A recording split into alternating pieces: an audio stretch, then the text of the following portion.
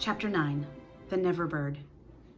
The last sounds Peter heard before he was quite alone were the mermaids retiring one by one to their bedchambers under the sea.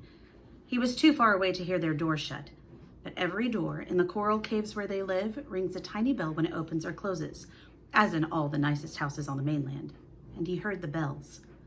Steadily the waters rose till they were nibbling at his feet, and to pass the time until they made their final gulp, he watched the only thing moving on the lagoon. He thought it was a piece of floating paper, perhaps part of the kite, and wondered idly how long it would take to drift ashore. Presently, he noticed as an odd thing that it was undoubtedly out upon the lagoon with some definite purpose, for it was fighting the tide and sometimes winning, and when it won, Peter, always sympathetic to the weaker side, could not help clapping. It was such a gallant piece of paper. It was not really a piece of paper. It was the Never Bird, making desperate efforts to reach Peter on her nest. By working her wings, in a way she had learned since the nest fell into the water, she was able to some extent to guide her strange craft. But by the time Peter recognized her, she was very exhausted. She had come to save him, to give him her nest, though there were eggs in it. I rather wonder at the bird, for though he had been nice to her, he had sometimes also tormented her. I can suppose only that, like Mrs. Darling and the rest of them, she was melted because he had his first teeth. She called out to him what she had come for, and he called out to her what she was doing there, but of course neither of them understood the other's language. In fanciful stories, people can talk to the birds freely, and I wish for the moment I could pretend that this was such a story, and say that Peter replied intelligently to the Never Bird, but the truth is best, and I want to tell only what really happened. Well, not only could they not understand each other, but they forgot their manners. "I want you to get into the nest," the bird called, speaking as slowly and distinctly as possible, "and then you can drift ashore. But I'm too tired to bring it any nearer, so you must try to swim to it." "What are you quacking about?" Peter answered. "Why don't you let the nest drift as usual?"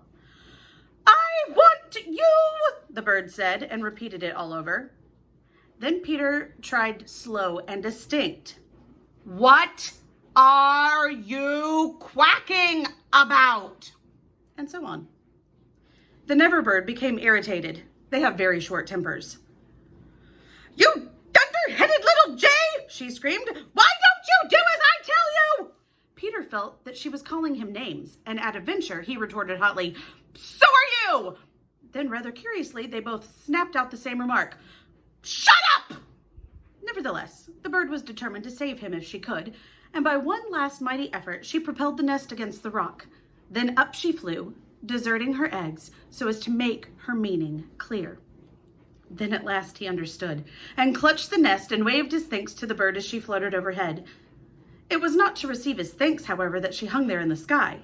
It was not even to watch him get into the nest. It was to see what he did with her eggs. There were 2 large white eggs, and Peter lifted them up and reflected. The bird covered her face with her wings so as not to see the last of her eggs, but she could not help peeping through the feathers. I forget whether I have told you that there was a stave on the rock, driven into it by some buccaneers of long ago to mark the site of a buried treasure.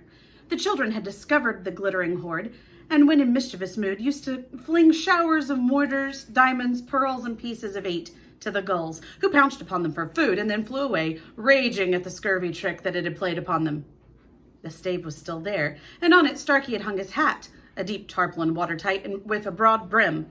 Peter put the eggs into this hat and set it on the lagoon. It floated beautifully.